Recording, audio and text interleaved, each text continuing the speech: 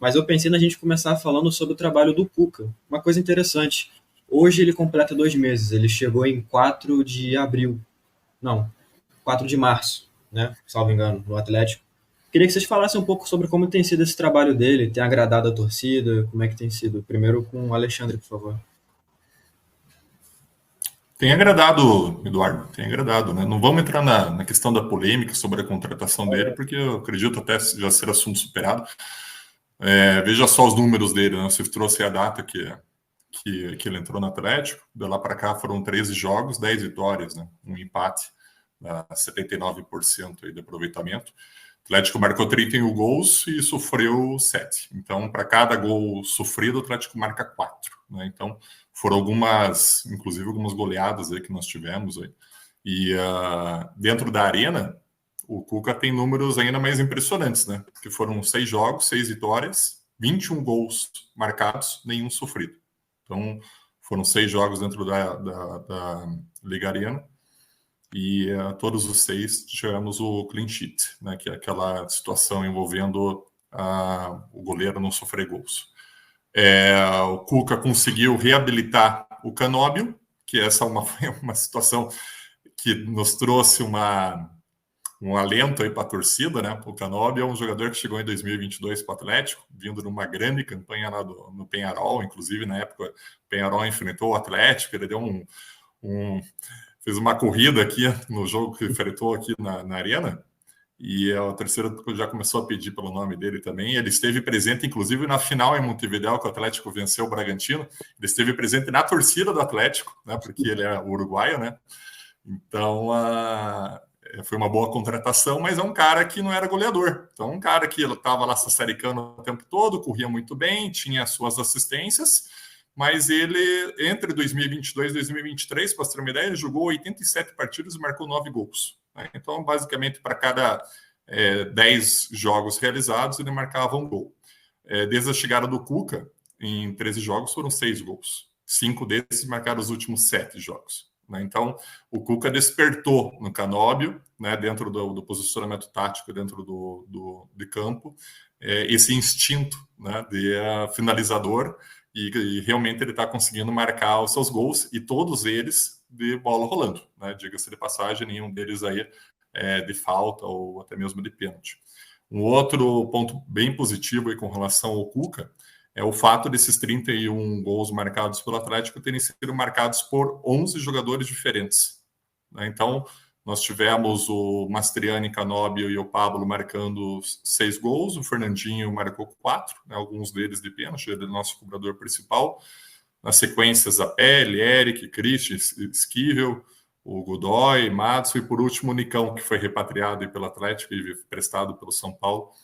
Ele chegou já marcando, né? Inclusive na primeira partida dele. Então, se pega num time em 13 jogos, 11 jogadores diferentes marcar, né, gols, então realmente é um número que impressiona e mostra como que está havendo uma participação positiva do coletivo do time, né? Não é apenas um jogador de referência, né? E daí você tem o Pablo, goleador, né, que tem sido basicamente o jogador titular. O Mastriani, que é um cara que tinha marcado no início do ano 6 gols em 2 jogos pelo América Mineiro, veio para cá com esse instinto goleador também. A torcida pedindo mais minutagem para ele, mas mesmo praticamente só entrando ao longo do segundo tempo, o cara consegue marcar 6 gols nesse período com o Cuca, né? Então, é um cara que está ali, né? Tem um instinto para balançar a rede, realmente. Então, são questões muito positivas que o Cuca conseguiu alcançar aí com o Atlético, né? É natural que o time oscile, porque os números iniciais foram do Campeonato Paranaense, que não é um parâmetro dos melhores, né? A maior parte dos times aqui do Paraná, infelizmente, não estão nas principais séries aí do Campeonato Nacional. E também nós temos a Copa Sul-Americana, que o Atlético acabou pegando um grupo um tanto quanto fácil, né? Que dá para assim afirmar, né? Pelo menos não tem nenhum time de tradição, né, dentro do grupo. E provavelmente vai conseguir passar em primeiro lugar aí com alguma sobra, né? Tem 100% até agora nesses 3 jogos aí que aí estão. E agora, com o começo do Campeonato Brasileiro e jogos, né, a cada 3 dias, é uma coisa natural. Se pega times mais fortes, se pega viagens a realizar, você não consegue mais poupar os seus jogadores com maior frequência, como acontecia no estadual, então você põe todo mundo basicamente para jogar, né? O Atlético poupou, por exemplo, no jogo contra o Danúbio, poupou agora relativamente com relação ao Fernandinho agora no jogo contra o Ipiranga também, mas na essência tem procurado manter um time base principal aí para enfrentar os jogos. Então o time sente um pouco, né? E sentiu nesses jogos fora de casa, né? Onde o time realmente oscilou, teve um período de queda de rendimento, e isso deixa a torcida um pouco ressabiada, né? Porque a torcida quer naturalmente que o time jogue fora de casa, assim como joga em casa, se impondo, indo para frente, querendo, quando faz 1-0, querendo fazer o segundo gol e não apenas controlando a partida, né? Então, esse estigma que o Atlético precisa adotar para as partidas fora de casa. Dentro de casa, a princípio, nós estamos com realmente um rendimento, eu diria, muito bom, né? Esse aproveitamento 100% do Cuca. E esperamos manter, né? Certamente, ao longo do campeonato, são 19 jogos. Teremos tropeços, eu espero que não sejam muitos, né? E que nós tenhamos um bom aproveitamento para que nós possamos ficar dentro de uma boa posição e, se tudo der certo, no final, conseguir coisas grandes no Campeonato Brasileiro. É isso. Paulo, fica à vontade também de falar um pouquinho sobre como é que você enxerga esse trabalho do Cuca.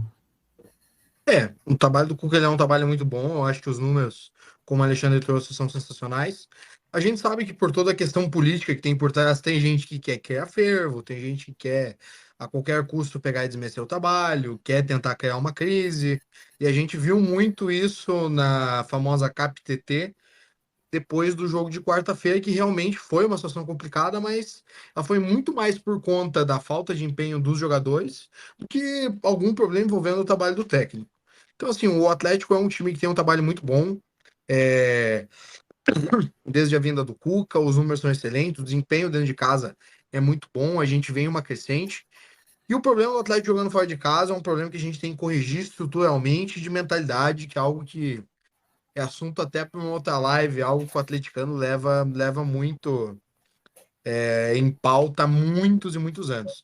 E o assunto da semana, até de uma maneira meio polêmica, principalmente com a torcida do Palmeiras, foram os nomes de Dudu e Rony, que são os sonhos do Cuca e que o Cuca tá conversando aí com os atletas para tentar trazê-los. E o Mário Celso Petralha vai ter uma reunião com o Cuca semana que vem, que o Cuca quer convencer o Maio a fazer investimentos em salário, claro, não pagar o salário inteiro que ambos os jogadores ganhem, mas para que o Maio libere um pouco o nosso teto salarial para que a gente possa trazer 2, 3 peças de alto nível e rendam. E tanto que eu até estava conversando com a Nádia ontem sobre isso, porque assim, na quinta-feira eu, por exemplo, tinha conversado com o empresário do Rony e tinha conversado com uma pessoa ligada ao Dudu. E assim, as conversas foram muito diferentes do que outros jornalistas depois quiseram comentar na sexta-feira, e acabou causando um burburinho. Eu acho que o Alexandre até deve ter visto isso. E a torcida do Palmeiras desacreditando pelo fato que o Dudu quer sair. Mas eles, assim, não estão levando uma coisa em consideração, porque ele é ídolo, tudo, mas ele tá passando por uma situação muito complicada lá em São Paulo, que é o divórcio. Ele tomou um golpe, ele tá em uma situação bem complicada lá, familiar, financeira. E ele ficou muito chateado com o Palmeiras com relação a como foi o tratamento da lesão dele e como foram algumas situações extra-campo, até mesmo, inclusive, sobre a presença dele na comemoração do título do Paulista. Então, pelo que a gente tinha conversado com esse agente dele na quinta, o Dudu queria ir para um lugar com mais tranquilidade, um lugar para colocar a cabeça dele e a família de volta nos eixos. É isso que o Cuca estava tentando convencer. Mas, infelizmente, aqui na mídia atleticana, a guerra de egos, às vezes, ela se sobressai a qualquer questão envolvendo informação.